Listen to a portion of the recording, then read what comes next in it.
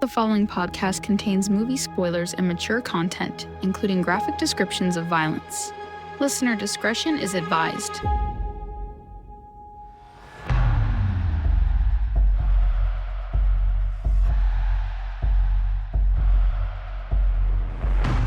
Welcome to Opening Kill, the podcast that dives deep into the chilling world of horror films. Every Thursday, we explore a different movie, from cult classics to modern masterpieces, uncovering behind-the-scenes secrets, analyzing themes, and sharing fun facts about your favorite horror films. Join us as we chat with filmmakers and fellow horror film fans to celebrate the fear in cinema. And now, the hosts of Opening Kill, Michael Doran and Brian O'Connor. And welcome to episode number 6. Yes, the first of going weekly episodes. That's right. Did you miss us? I know, it's been so long. Has been so long. And the holidays definitely made it feel longer. They definitely did. But here we are weekly with Opening Kill, the podcast about all things horror. We will take a deep dive into a feature film each week. Yep. And let you know what we thought of it, and you can agree or disagree. Join the conversation, and amongst yourselves, of course, because you can't really talk to us. We can't hear you, but that's, well, we can, maybe if you call out to us like Ellen does to Count Orlok in this, we might be able to catch something.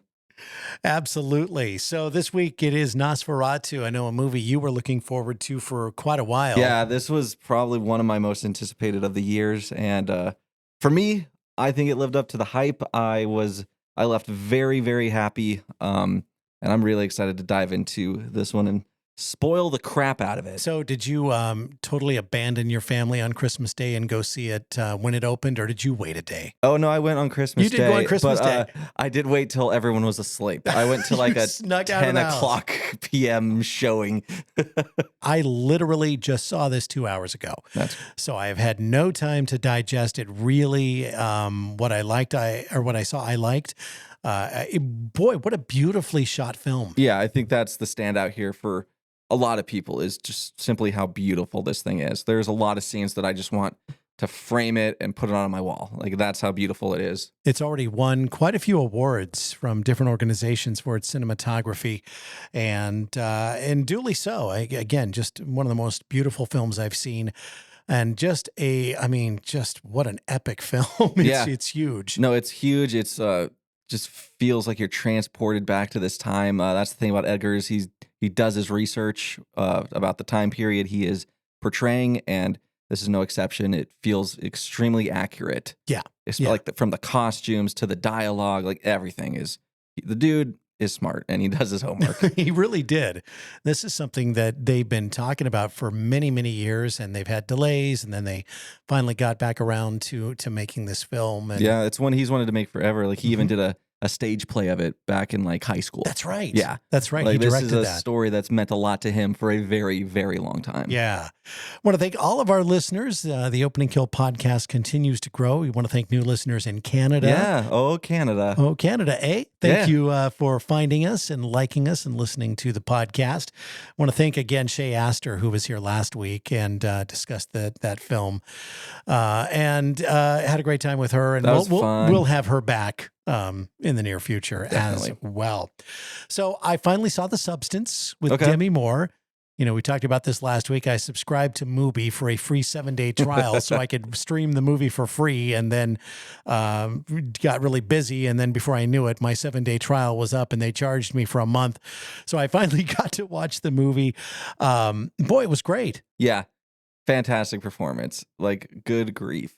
From Demi Moore, and then Margaret Qualley, she's actually the daughter of actress Andie MacDowell, who has been in a million things. I love Andie MacDowell. She is so good. And her daughter is just as good. She, all the hype is on Demi Moore, which valid. But, yeah. But Margaret Qualley, and can we talk about Dennis Quaid's producer character? Dude, he nailed it. What a sleazeball, but he does it. Oh, he's so much fun. He just ate that role up. He did. There's like, even when it's almost like a caricature, it's just, it's so funny. My favorite scene is they're talking to her in the hallway, and then like a bunch of like girls and like these little feathery outfits go by, and they just the group of his guys all get giddy and there's like, Yeah. let's just go follow him. Yeah. It was a fun movie. It really was. And I'm not really into body horror. It's not my favorite genre at No, all. it's not.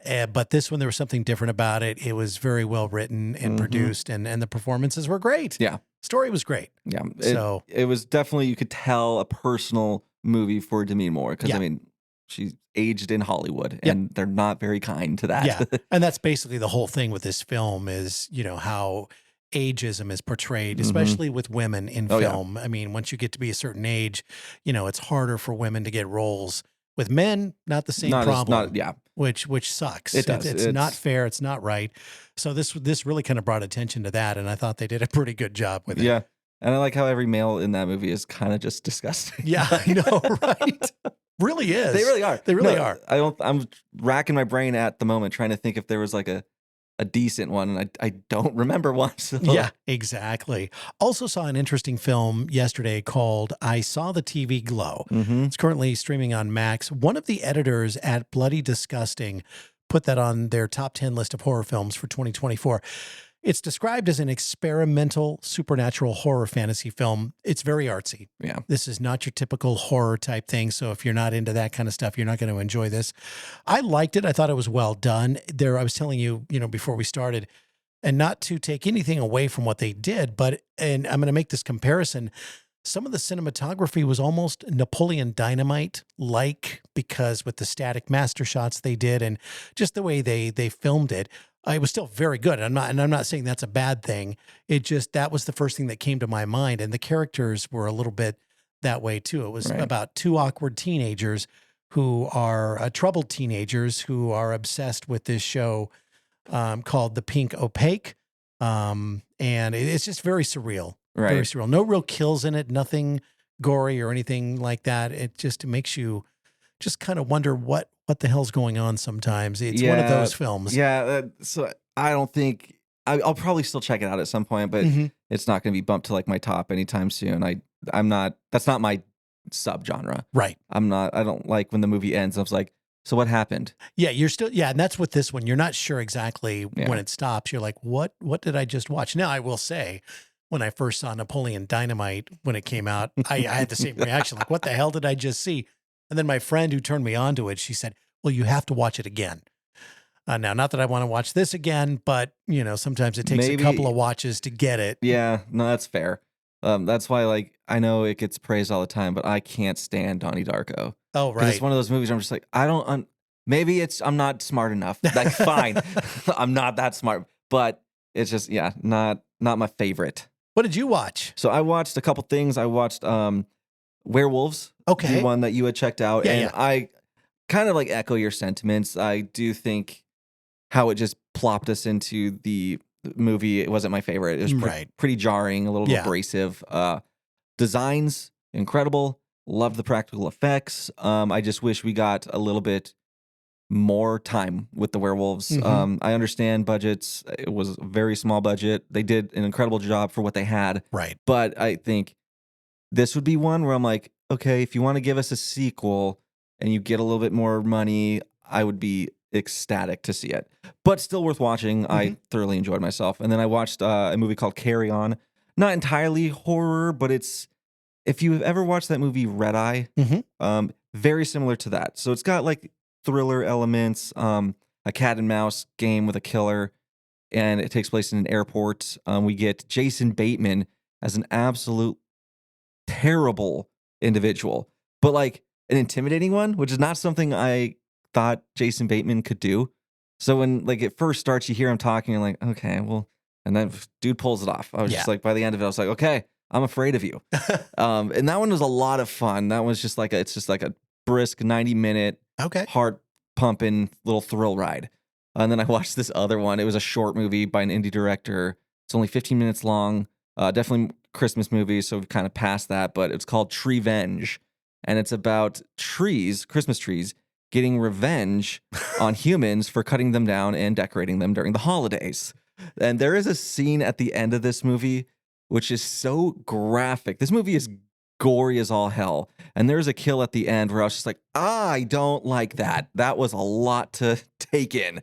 And I don't want to give it away, but Did you ever see, there was a movie that came out, I think it was like 2010 called Rubber, Yeah. about the killer tire. Yeah. No, it's Talking very about- kind of similar. Yeah. And the funny thing in here, the trees like talk to each other, but it's just kind of like Oh my like God. Charlie Brown adults Yeah. in that cartoon, like where it's just like little murmurs. That's how the trees talk to each other. It's funny, it's ridiculous, and I mean it's worth 15 minutes. Yeah, So, sure. yeah, definitely check out Tree Oh my Venge. God. That sounds amazing, actually. It is pretty great. Shockingly violent though. Shockingly violent. So, according to Variety, David Fincher's 2002 thriller Panic Room, which had Jodie Foster in it and a 12-year-old Kristen Stewart, is set to get a Brazilian makeover. Still in pre-production. And the new version will star Brazilian actor Isis Valverde in the lead role. It's going to be directed by Gabriela Amaral Almeida, who previously directed Friendly Beast and also The Father's Shadow. It sounds like that this is not going to go too far off the path of the original. They're just updating the plot and making it more in current times now with the technology and all of that. No release date has been given yet. So kind of curious. I really enjoyed the Panic Room. So no, that one's great. Is this going to be English speaking? it'll be English speaking. Okay. I think. Yeah. That's from what I can tell. There's not really a lot out there on it right now, but that just caught my eye the other day. I'm like, oh, they're remaking the Panic Room. No, that's kind of cool. That's one I need to rewatch because it's been, honestly, I don't know if I've seen that since I was like early 20s. So like yesterday. Yeah. Jeez, you kid. No, that's a fun one. I think that's a perfect one to update. Yeah. Where you're like, we can just change the technology. That's going to change the story immensely. Yep. And yeah, no, I think that's going to be a good one. I just kind of saw briefly they are remaking. Speaking of remakes, we're getting a Anaconda remake because we need one. Oh yeah, absolutely. It's what the world needed. And we got some funny men starring in it. We've got Paul Rudd and Jack Black. This one does have a release date. It's going to be next Christmas, literally December 25th. Anaconda. And Jack Black said, not much. We don't have much to go off this, but he said it's going to be, quote, a big fucking snake and it's going to rip. There it is. End quote. So that's all you need.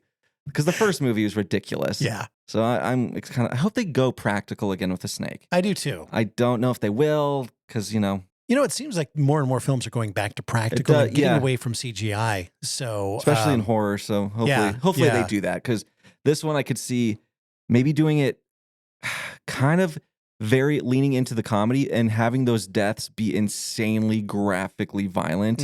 I think is the way they should go, especially with who's involved. Yeah. So that's my wish list. We'll see if it comes true. Before we get into the film here, I didn't have time to really mention this, last week on the podcast because we had so much going on, but it is award season and Golden Globe nominations were announced in early December, and there are some notable horror projects that have been nominated. Best Motion Picture, Comedy or Musical, The Substance. So the fact that horror gets lumped into comedy and musical. I know. So weird. It's kind of a weird, the Golden Globes are always kind of weird with their categories. Cinematic and Box Office Achievement nominated Alien Romulus, which is great. Best Performance by a Female Actor in a Motion Picture, Musical or Comedy, Demi Moore from The Substance, which is good. She's getting recognition. Also, Amy Adams from Night Bitch. I want to see that one. Haven't seen it yet. I saw it's on Disney Plus. I know. So I was like, okay, because I saw it got released in theaters, but we didn't get it. No, it came out fast and then went right to streaming. Yeah. Best Performance by a Male Actor in a Motion Picture, Musical or Comedy, Hugh Grant, Heretic. Okay. No, I think that's deserved. I was kind of, maybe he will be. I was hoping for Nicolas Cage's long legs to get something. Oh my gosh, right? Yeah, right. Best Performance by a Female Actor in a Supporting Role in any Motion Picture, Margaret Qualley from The Substance. Okay. So she's getting some love from the Golden Globes. And then Best Screenplay Motion Picture goes to Coralie Fargi, The Substance. Okay. So there it is. Substance definitely getting, I think it could even get an Oscar nom or two. Well, see, and the Golden Globes are a good indicator of what the Oscars may do. So that'll be interesting to see. And those nominations will be coming out I believe this month. Okay. So we'll get a chance to see if any of these performances get Oscar nominations.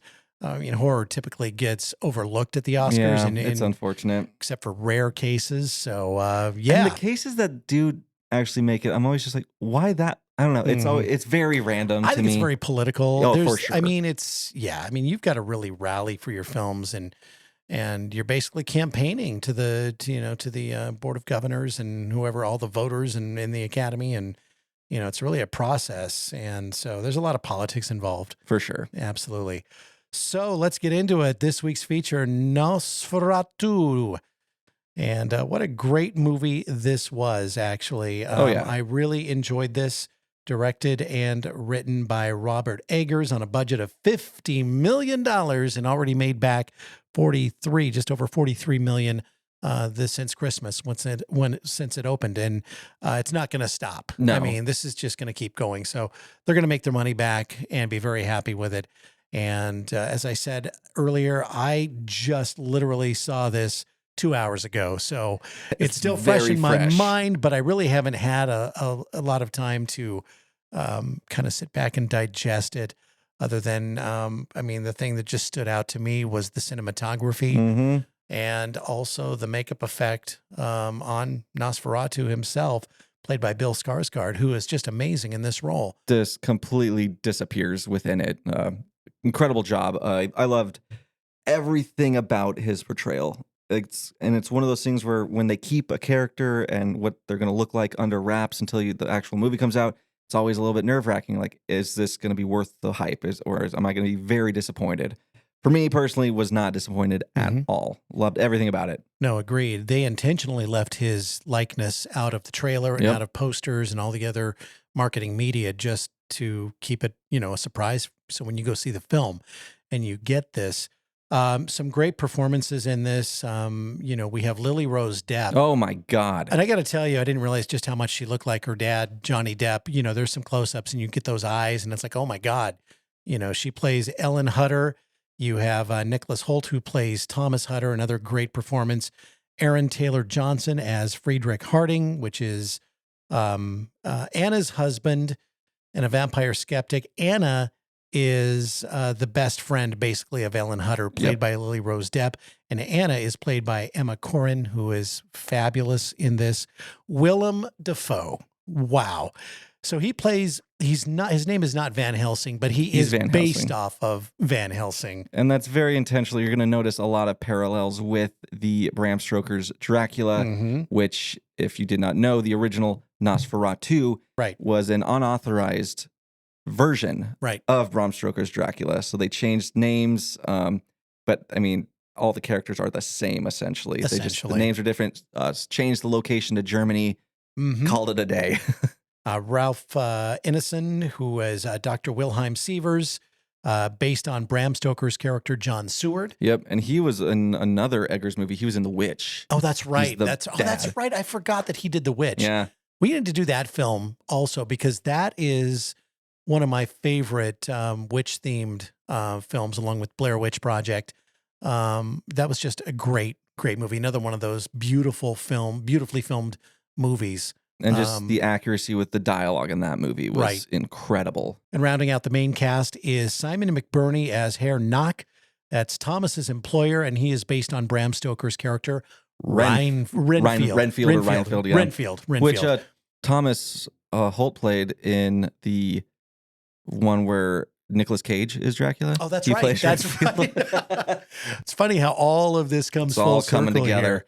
So let's dive into this, and I'll let you kick things off here, because I know this is your film. This is the one you have been waiting for. I'm excited about it. So we open up with Ellen, played by Lily Rose Depp, calling out to anything for companionship. This is takes place quite a few years before our actual story takes off. So she's a lot younger here. Definitely just lonely. And as she's just calling out, you hear this deep, just inhuman voice answering her. And that is our Count Orlok, our first glimpse into his voice, which you were telling me he worked with an opera coach? An opera singer, opera coach, who for about 6 months to actually lower the register of his voice to create this sound. And because I didn't recognize him at all. Oh, no. Not from looking at him. And you don't see him really in the light until later in the film. I mean, he's in shadows for most of this, but the voice doesn't give him away. No, not at all. You can't tell this is Bill Skarsgård. At all. So yeah, incredibly deep, intimidating voice calls out, letting her know that she has awoken him from an eternal slumber.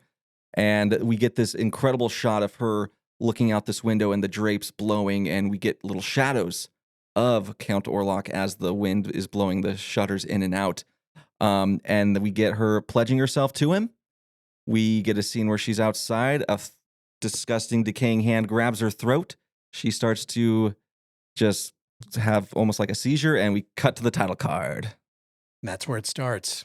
And that was also, we do get a very brief glimpse of Count Orlok's face after he chokes Ellen. And then we jump forward a few years. Ellen is now married to real estate agent Thomas Hutter, played by Nicholas Hoult, and is living in the town of Wisburg. The two, they are having a lovely little marriage. They seem genuinely in love. And Thomas is just really wanting to get a better job. He wants to be able to provide for his new bride, and he is sent on this journey by his boss, that is Her Knox, played by Simon McBurney.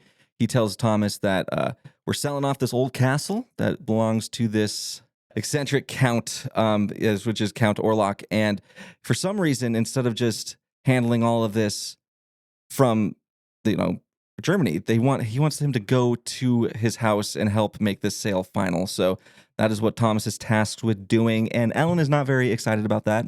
And spoiler alert, because that's what we do here. Right. If you've not seen this film, you can either, like we always say, pause the podcast, watch the film, come back to us, or just play along. Right. But spoiler alert, this, Herr Knock, of course, had this all planned. This was not a random thing. No, not at all. So, Thomas is telling Ellen, hey, I'm going to go up, try to sell this castle to this count.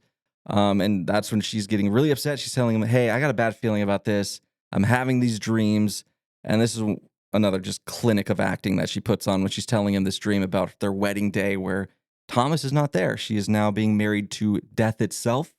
And she turns around after getting married and everyone is just dead with the stench of death just reeking everywhere. I love this scene. Every time she is almost possessed by the count, incredible job, personally. But he's like, look, I gotta go. We gotta make money somehow. We can't just live on a hope and a prayer. So he takes the job. But before he goes, he leaves her in the care of our Frederick, which is played by the Aaron Taylor Johnson, and his wife, Anna. And they have two daughters, Clara and Louise, and they also have a third child on the way, which... very sad. We'll get to that as we move into this film. A little bit of a bummer. Unexpected, too. Yeah, I was not expecting, but we'll talk about that. They are part of the opening kill count, which, by the way, we should probably clarify here what we're doing. There's a lot of deaths. Right. But they're not all kills. Right. Necessarily. Because Count Orlok's thing here is he brings a literal plague with him. So you get a ton. I don't even know if there's a way to count the plague deaths. I don't either. There's a lot of them. Right. So we're not counting those ones. There's kind of another one in there that is, we'll talk about when we get there. But as far as the plague deaths, we're not going to count those. No. Yeah. So just get that out of the way. Yeah. So we don't want to hear, yeah, exactly. Oh, you missed 5,000 of them. Sorry. Yeah, right. So Ellen gets left in Frederick's and Anna's care, and Thomas he's off, and he stops by this village during his travels, and this scene is pretty darn interesting. He wants to get a room, and they, for some reason, don't want to give it to him. Everyone there is very superstitious, clearly. And he eventually is like, look, I'll pay double. That gets him in the door. Well, once he says that he's here for Count Orlok, or he's on his way to see Count Orlok. Oh, that's right. He does. Freak. Yeah, he slips that before. Yeah, and that's why they really turn on him. Yeah, and this the hotel owner comes, and it's not really a hotel. I mean, it's a hotel from the 1800s. It's like it's a shack. Like a hostel almost? Yeah, almost like a hostel type thing. Everyone's just kind of in a communal area. It seems like not much. Somewhere I would want to stay, but hey, whatever. I guess I have standards. And so once he tells them, hey, I'm here for Count Orlok, not happening with the locals. But then we get to this instance where he's sleeping, and he here's a ruckus going on outside, and he sees this parade almost of the locals. And one of the individuals is a naked woman on a horse, and they're almost like leading her towards something. And this is where we get that kill that we're not necessarily going to count because this is a weird one. This is a tricky one. I did not count it just because it's not part of the main kill sequence. It's kind of tricky to pull these out because we've had to do this on other films too. Right. Well, plus this one is extra tricky because the victim of the death is already dead. Yes. So what this is, I actually was reading where this is how they handled vampires back in the day. They would offer up a woman, and that would like lead them to where this creature was laying. And so they get to this tomb, and it's a vampire. So they open it up, stab the vampire, and boom. So it's an undead creature, already dead. Counting that, yeah, it's a little gray area. But if you want to put a little asterisk, go for it. Sure, you can count it. We're just not in this circumstance. No, but this scene was really incredible because it's very dreamlike, which is what Thomas is almost experiencing. Because like he wakes up and that's not real until he sees the mud on his boots, realizing, oh, I was actually out last night. That was real. What have I gotten myself into? He just gets little driplets of like, this is a bad situation you're in, and they just keep piling up. But then we get some incredible scenery of him continuing on his journey up to Count Orlok.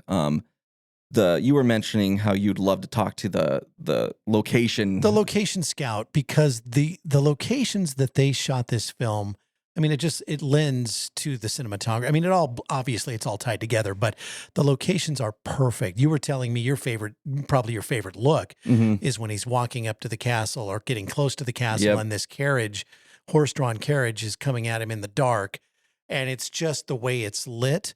It just is so supernatural horror. Yeah. It's got everything it needs. I mean, it's perfect. It's stunning. It is absolutely stunning, which is, that's basically the next scene is him getting in the vicinity of the castle, and this carriage just pulls up, opens its door. No one's opening it, though, and very bravely gets in, or stupidly, I don't know. Man, I'd be walking the other way. Even though I would probably freeze to death if I did walk the other way. Here's I'm like, the deal. I love horror films like nobody else, but would I survive in a horror film? No. I would be one of the first ones to go in a horror film. Or maybe you would survive because you'd leave very early. I would do everything that you're not supposed to do in a horror film, and I'd survive. Maybe, I don't know. Who knows? Yeah, but yeah, he gets in this carriage, and we now are at the castle of Count Orlok. And I love how they handle Orlok in this first meeting, where you just have this booming voice. He's standing off in the distance, and the way he moves is very like he kind of teleports almost, especially in this scene where they're walking up to the room where they're going to go over business, and he just gets further away, and then he reaches the top and he's nowhere to be seen, and then you see him off in the corner of the room. Which is exactly what Gary Oldman's character did in Bram Stoker's Dracula. Right. Yeah, he kind of moved around just like that. It's a lot of similarities. Oh, I mean, they're the same film basically, but they're not. Yeah. You'll recognize certain plot points and even certain looks from that film in this film. Right. No, totally. And I really love how much Edgar's leaned into that with the design of Orlok, which is, we kind of are getting glimpses of him now. And because in the book of Bram Stoker's Dracula, he has a big, beautiful mustache that has not been used in any version that I've seen. No. And so we finally get it. He's got this giant mustache, which is very Vlad the Impaler, which is what Dracula is based off of. So very historically accurate. And this is where they're just going over the deed of him purchasing the property from Thomas. But he's very intimidating to him. He's not very friendly. He's like being like, you're going to call me Lord. You're going to do all this. And he's very just abrasive and rude. And because he knows he can be. What's Thomas going to do? He's now in his domain. And we get this scene where this is almost like kind of like, I forget the sequence of events, which is, I feel intentional. because Thomas is in almost a haze the entirety of his time within the castle. And it feels very like dreamlike and disorienting. But one night they're going over, I think it's just signing over the property, but Count Orlok doesn't actually have him sign over the property. He serves him divorce papers for Ellen, which he signs. Yeah. Which is just like crazy. You're like, under the guise of selling me this house, you're actually divorcing your wife, which now leaves her open for, Orlok. I think one of the more chilling parts of this scene too, this is actually the second night, I think, that he's there. He takes his locket, and his locket has, hair from a lock of hair from his wife, Ellen, in the locket, and he wants to see it. And he takes it and he smells it, and he's like, lilac. Yeah, and he doesn't give it back either. No, he does not. He doesn't give it back. That will be mine. Yep. Thank you very much. I know that's your wife, but not for long. And then we get and Thomas keeps waking up with these bite marks on his chest. Yeah. Again, I like how they did that, where it's not the traditional neck, because that's what you always see. Yeah. You don't see this. No, and it's like it's very symbolic of like the heart, and like, so I love the fact that that's where he's drawing the blood from. And then on one day while he's in the castle, he is looking around during the day, because I feel like most of the time he's just kind of in bed, like not well, right? During his entire stay. Yeah, he's definitely not well. Like his entire life force is being drained from him every single night. So, but he's walking around and he actually stumbles upon Count Orlok's slumber location. And this is where he tries to kill him.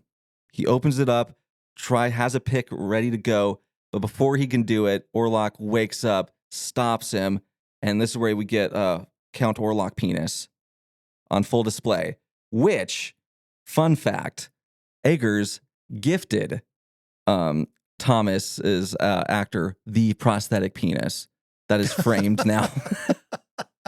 I did not know that. Yeah, he has That's it. great. But the funny thing is, he got it, like, Eggers mailed it to him. So once he got it, the frame was broken. So he took it to a framer. Oh, no. Who then had to fix it.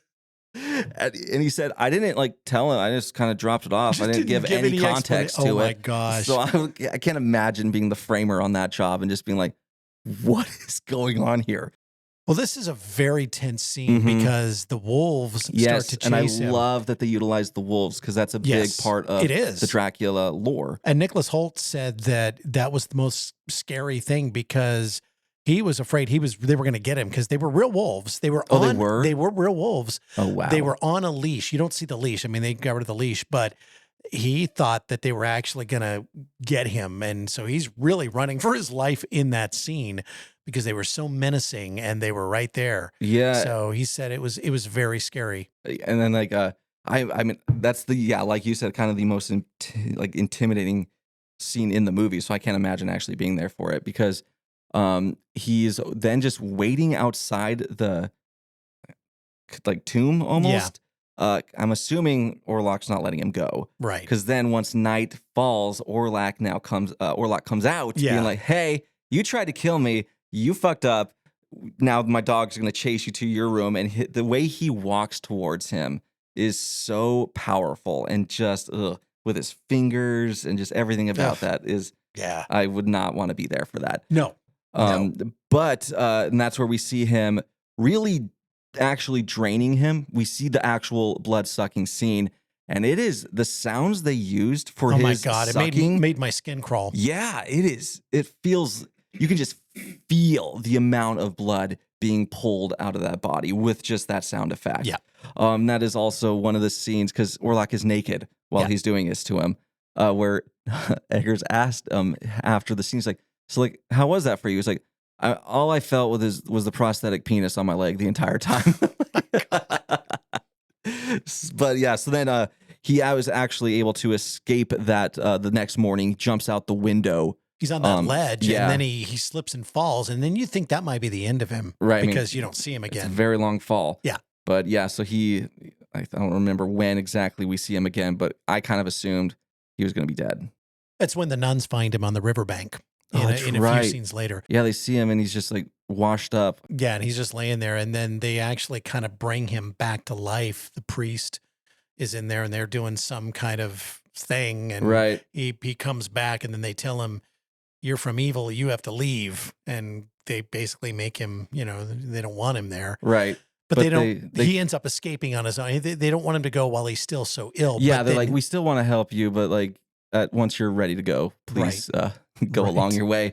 But while he's off having his fun little adventures in Orlok's castle, we've cut back to Frederick and Anna and Ellen. And Ellen is beginning to experience some pretty intense seizures at night. And this work from Lily Rose Depp again. I could rave about her performance till the cows come home. It's probably my new favorite of the year. But just the physicality of some of these seizures that she does is very intense. And it's getting so bad that they call in like the doctor, who is played by Ralph Ineson, and they're trying to figure out what's going on. They can't really figure it out, so that's when the doctor's like, "Hey, I got this friend. He's a little kooky. He's the expert in the occult," and that is where we meet Dr. Albin Eberhard von Franz, played expertly by Defoe. And I think I really like this performance from him because he does have his unhinged, crazy moments, but he's very reserved and kind, especially to how he talks to Ellen. He's so loving. He is. And it's such, I don't know, I'm not used to seeing that from Willem Dafoe. Right. I don't know how often he really does that, but I was just like, wow. Did you see the movie The Lighthouse? So I have tried to watch The Lighthouse. That one is a little too artsy for me. He's a son of a bitch. And it's him and Robert Pattinson. And it's very creepy, and it is, but yeah, he is not a nice person in that movie. Yeah, I've started that one a few times, and I can't get into it. Which is that was also Robert Eggers, and for Robert Eggers, before this one, he's a movie director that I respect the hell out of, but never really fully enjoyed one of his films. Right, like I like The Witch, but I'm like, I don't know how often I'm gonna watch that again. Yeah. But this one, I'm like, okay, you got me. So in the meantime, we have Herr Knock, played by Simon McBurney. It's revealed that he has gone crazy. Yeah. And he's now in this asylum. This is, like we said, this is the Renfield character. And you see him and he ends up, he's killed some rats in his room. And then he has this beautiful bird and he bites the head off of the bird. And one of my favorite moments is the doctor. He's just very calm. He's like, why would you do that? Yeah. Why would you do that? Nothing shocking there, but just, why would you do that? Why? My good fellow. Yeah, my good fellow. In the meantime, Count Orlok is now on board a ship setting sail and heading for Ellen. And, people start dying on the boat. Now, some of these are plague deaths because it's filled with rats. And so people are now dying from the plague. But finally, we get 1 hour, 13 minutes, and 9 seconds in the opening kill. It took a while to get here, but we got here. We got here. So one of the sailors goes down below deck, and they think the cargo that is Count Orlok is cursed. They're not wrong. Yeah. And so he goes down there and he's got a pickaxe and he's gonna take out whatever's in this crate. And that's the thing. Do they know that there's a body in the crate? I guess. I don't know if they know. I think I think they mentioned like it's a devil or something. So I don't know what they think's in there, but anyway, he opens up the crate and it's just filled with rats. And he's unaware that Orlok is right behind him. And that's when Orlok bites him and kills him. Rips his neck out. Now, it's possible he took out more crew members. Right. We don't see that. Yeah. So, I mean, in the book, the Last Voyage of the Demeter, that chapter, he does take out the crew, but we don't see that. And I would have killed for a one take of him just going through the ship, killing everybody. I know he could have pulled it off. Oh, yeah. But that was my one slight disappointment. I'm like, that would have been cool to see. Now, having said that, this movie is already over 2 hours long. Yeah. So I think they were probably, and who knows, that scene may exist. They may have trimmed it just to keep it from going too long. Don't know. But yeah, you're right. We don't know. I don't believe that every member of the crew died from plague. I think there was more to it. We just don't see it, so they're not part of the kill count. Exactly.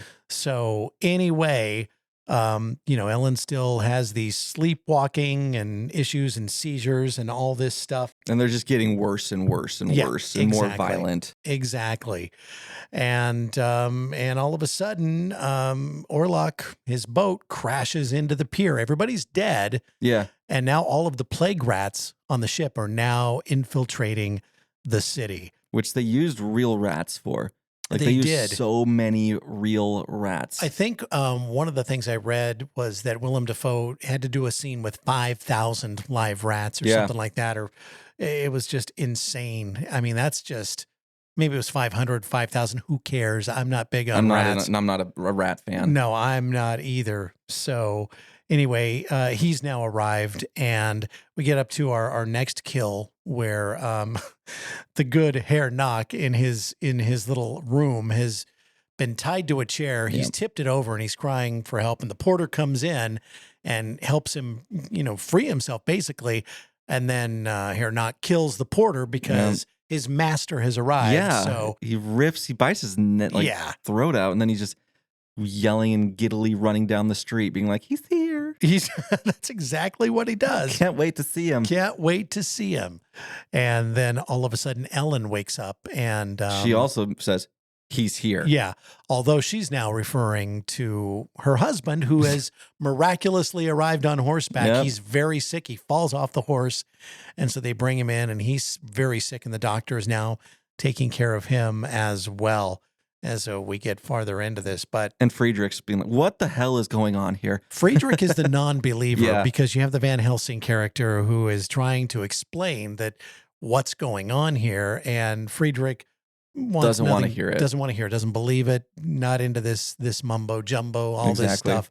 So he's just thinking plague is killing everybody and making everybody crazy.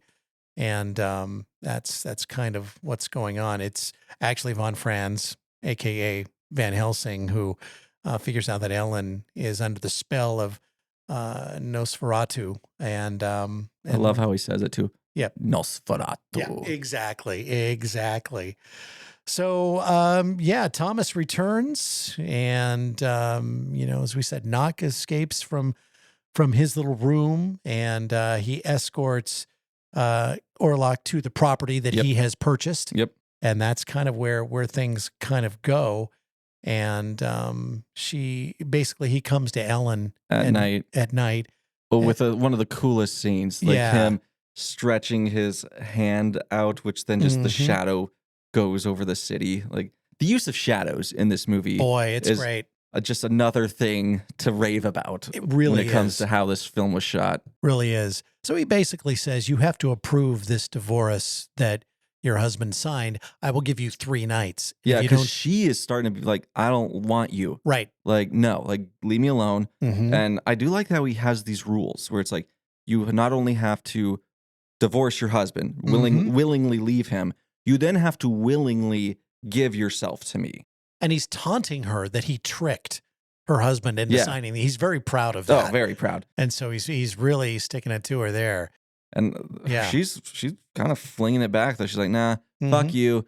And he gives her 3 nights. Yep. He's like, look, you're gonna do this. I'm giving you 3 nights, and every night that goes by, I'm killing people you love. Yeah. So maybe choose it tonight. Yeah, exactly. And he says your husband's gonna die if you don't do this. But she still resists. So we go to the second night, and this is one of the more surprising and disturbing kills. So Anna wakes up, and her husband Friedrich is in bed next to her, but Orlok has put a spell on him so he doesn't wake up. He's like, you're like, he basically says, you will sleep. You will sleep. And all of a sudden, you hear there are 2 little girls screaming in terror across the hall, and she tries to wake up. Friedrich can't do it. He won't wake up because of the spell. So she gets up, and she runs across the hallway to their room, and there is Orlok. And I was so surprised that they showed this. But basically, he has killed one girl, and he's holding the other one and just drops her. Yeah, you hear him finishing up, sucking out all her blood, and then just it's just so disrespectfully throws the child on the ground. Yeah. And then just looks at her and comes for her next. And these are girls that are probably 7 or 8 years old. Yeah, no, they're children. not. They're Yeah. children. They're Yeah. children. And then Anna is killed next, which well, you don't also gets another kill to Yeah. the count because she is pregnant at the she time. is pregnant, so that counts as 2 kills, and that brings us up to well, let's see, 1, 2, 3. And math is hard. I'm telling hard, you. man. We had this discussion last week, so that is a total of 6 kills so far. And Friedrich's just lost everything. Yeah. His life's over. Like, he's got nothing left. Nope. Because one of the cutest scenes is him just talking about his wife and his girls and just how they're his entire world. Right. And to see that just like taken from him in one night, you're like, ugh, I can't imagine. And he is so grief stricken, he basically goes to the crypt where his wife and 2 girls are, and he opens up the coffin of his dead wife and starts kissing her and cuddling, and then he ends up dying from the plague. Yeah, So I it hope was kind of I hope it strange. didn't go too far, but like when you see Yeah. him, you're like, I think this dude had sex I with think his he did dead too. wife's body. They do reference in the liner notes here necrophilia, so it sounds like It is confirmed they that kind of yeah. did the deed with the So corpse. And he gave himself the plague from her because there was a scene that we didn't mention where it was one of the nights before Orlok's big like threat where she does get covered in the rats. So she does get the plague beforehand. She does. That's right. So she was sick. Yeah. And then she stumbles in there and gets killed. We don't see her kill. It cuts to No, we don't. But because Yeah. he comes toward her, and then we see the funeral. It cuts to the funeral, and there's all 3 caskets going by there. So Von Franz plans to go with Thomas and the doctor to destroy Orlok's resting place. Yeah, because something about Orlok and Dracula is they have to sleep in the dirt of their homeland. Mm-hmm. That's where their power, like they will lose their power if they don't do that. So Right. he does, like he comes over with his casket full of his dirt. And so, yes, he does have a resting place where he has to be every night or day to recharge almost. Right. And also Von Franz realizes, comes to the conclusion that Nosferatu can only really be destroyed by a fair maiden's willing sacrifice. Yep. Basically. So he's kind of playing 2 sides now here where he Yeah. goes to Ellen and is like, this is what we really have to do. mm-hmm. Are you game? And then he kind of, because Thomas is not going to be okay with that. No. So then he has to go over to Thomas and be like, this is what we're going to do as a distraction. Yeah. So yeah, he's Yeah. playing both sides of the field right now. Right. Exactly. And he has to. And so Ellen agrees to the plan. Yeah. And she basically calls Orlok to her room. And so the 3 men, they unexpectedly find Herr Knock Right. in Orlok's coffin. Mm-hmm. That's not what they were thinking. They were thinking they were going to get, well, I don't know if Von Franz thought that. No, but, my friends knew. Yeah. But the other 2 men, Thomas and the doctor. So they open it up and there he is. And so they stake him and they kill him. So there's your next kill. And Herlock is now gone. And this is where he kind of fills in Thomas on what's actually going on. Yeah. So he starts cleansing the room. He throws like gas or whatever it is all over it and he burns it. I think this is the scene where he's with all the rats. Well, did they do was it that scene that they burned, or was it with the 3 coffins that I think it was that one. I think that's the one that they torched. You're right, because they wanted to cleanse them. Yes. Yes, you're right. Okay. Yeah. That's right. Yeah. Look, I just saw this 2 hours ago. Yeah. I might I not need to be watch it that again. smart, but I do remember that part of it. But so but you're right. It's when they get to this last one where Thomas realizes that this whole expedition was nothing more than A distraction. So that they could the Count could carry out what he wanted to do, and Von Franz was going to let him do that. So basically, we go back. Orlok shows up, and he makes sure that she's doing this of her own free will, and she agrees. And so he looks at her, and this is really the first time we get a really good look at him, and like a full on look. And so he basically feasts on her blood, and they have sex until sunrise, and sun comes up, and that's Orlok dies. That's your next one. Which is did you know, like, this was the first instance of sunlight killing vampires. Oh. So in the book, they weaken them. Right. But this is the first instance. That original Nosferatu is where sun actually kills them. Okay. All right. That makes sense. So he returns to an inanimate corpse. Yeah. Which is interesting. This last shot is wild. It really is because I have questions now. So Thomas and the doctor and Von Franz, they show up. Right. Thomas bursts into the room and basically holds Ellen's hand as she dies, and and that's kind of it. And that ends the plague as well, and that also ends the film. But exactly. Yeah, the image of him, that this corpse of Orlok on top of her. Yeah. It's I was wondering, I'm like, is that what his legs always look like? Yeah. Yeah. Or did he get I think down or something? Well, I think he did. I think the son did that to him. Because he is literally, it's just bone. Yeah. Like he skipped leg day. Right. Forever. Yeah, I know. Yeah, absolutely. And you just get his bare ass just sunken into these bones. Like he looks disgusting. He really does. But like at the same time though, it's a truly beautiful shot. Right. Like good grief. Yep. I do like the fact that they actually captured some of the exterior shots for this film at Corvin Castle in Romania, Transylvania. Right. Which I thought was fantastic. That's cool. Yeah, most of this was shot in Europe around that region. Some of it was shot in the Czech Republic and other places near Transylvania. So, I mean, it just looks authentic, and I can't go back. I can't say enough about the cinematography and how beautiful this film is. Pacing was a little bit slower than what I was expecting. And the ending kind of surprised me a little bit because it really is the true ending. Right. That you never see. And so I was kind of shocked that they did that. I think it's great that they stayed true to the story. Overall, I thought it was a great film. I was not disappointed by it. Right. It was long. Again, if you're going to see it, just be aware you're going to be there over 2 hours, not including like the 45 minutes of commercials and previews. Those have gotten out of hand. Oh my gosh. I love commercials, but I'm at the point where I'm like, come on. When you got like a large Coke and a large popcorn and, damn, after an hour and a half, it's like, but I don't want to miss anything, but I got to go. I'm causing damage to my bladder forever.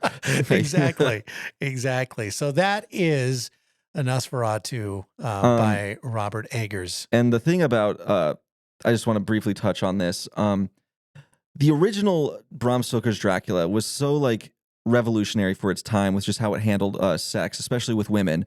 And I think that he really nailed that aspect with this, especially with Lily Rose Depp, where it's almost like Orlok is a metaphor for premarital sex because she always refers to him as her shame.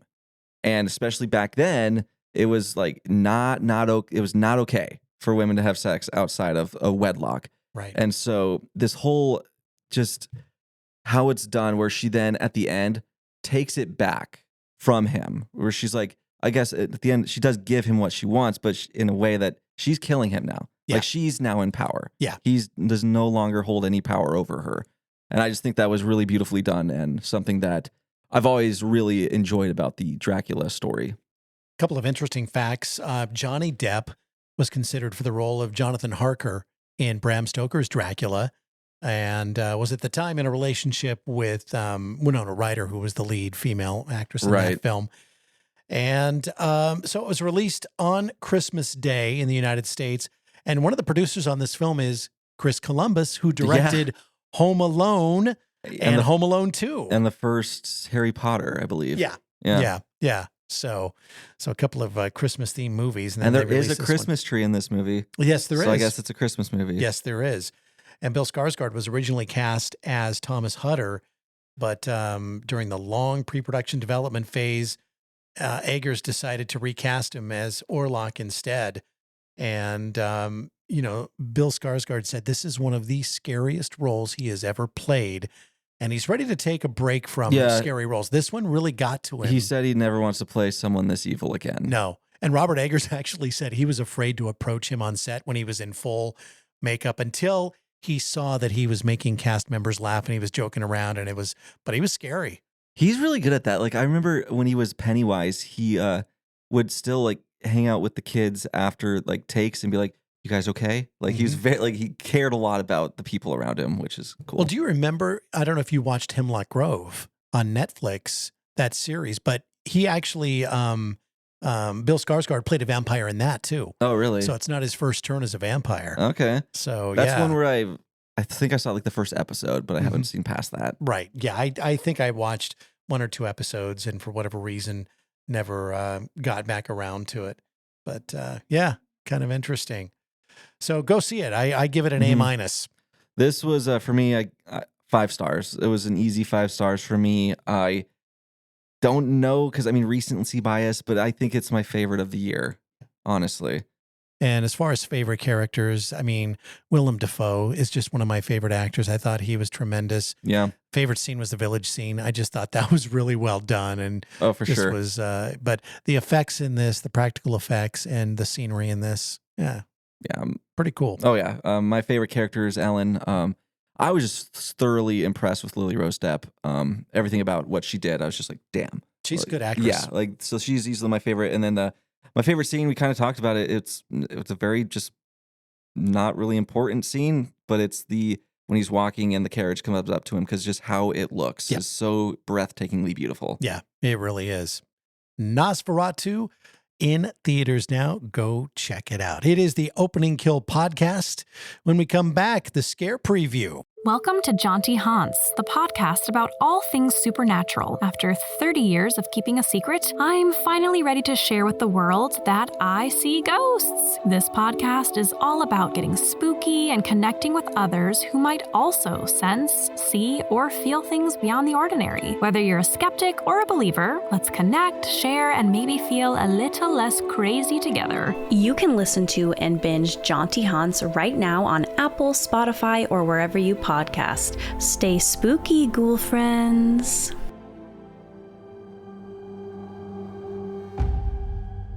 So the scare preview, there are some good movies coming out here. From the producers of Scream comes Heart Eyes. All right. This one looks pretty good. Basically, for the past several years, the Heart Eyes killer has wreaked havoc on Valentine's Day by stalking and murdering romantic couples. This Valentine's Day, no couple is safe. Film is coming out February 7th, so it'll be out on Valentine's Day. So nice. Take your lover and go see this. It was directed by Josh Rubin, who previously directed 2021's Werewolves Within. It stars Sam Richardson of Veep fame. Also, Milana Vaintrub from the NBC series This Is Us. Again, Heart Eyes in theaters, February 7th. I'm excited for that. I love a good old-fashioned slasher set around a holiday. Yeah, so I love I'm that. set. And then mine is a movie Companion, which I learned about during the commercials for Nosferatu. It was one of the commercials there, and I was just like, whoa, I have got to check that out. It stars Jack Quaid, Sophie Thatcher, Lucas Gage, and I'm not really sure what it's about. It's not a lot of plot details released about it, but the trailer just blew me away. Wow. It is Love that. Some incredible stuff. And it comes out soon. It's January 31st. So Companion coming out soon. And I like that they don't really give anything away. Yeah. So it's one of those where I get to go in and just be like, let the movie take me where it goes. That's fantastic. With no expectations. Yep, exactly. So that kind of brings a close to Opening Kill episode 6. Next week, I love this movie. We're going to go into the woods of Maryland with the Blair Witch Project. And there's so much beyond the movie to discuss about that because there really is. Just the phenomenon that it was at the time is just unmatched. It's definitely like the first example of like social media marketing. Oh my gosh, yes. Before social media marketing was a thing. Yeah, exactly. So Blair Witch Project, we will talk about next week. So subscribe to us if you already haven't. Tell your friends about us. We are on Instagram and Facebook. And keep these subscribers coming in. We're in all kinds of places now all over the world. So love to add a new country by the time we talk to you next week. Exactly. New states. We continue to grow. So we thank you so much. We could not do this without all of you listening and supporting us. You can email us as well. openingkillpod@gmail.com. If you have any questions or maybe you want a movie. Yeah, if you want to request a movie, we're all ears. Absolutely. We will talk to you next week with the Blair Witch Project. The Opening Kill podcast is hosted by Michael Duran and Brian O'Connor. It's produced by Mystic Cloud Productions. Thanks for listening. And don't forget to subscribe to us on Apple Podcasts, Spotify, or anywhere you listen to your favorite podcasts. Follow us on Facebook and Instagram too. Join us next Thursday for a brand new episode.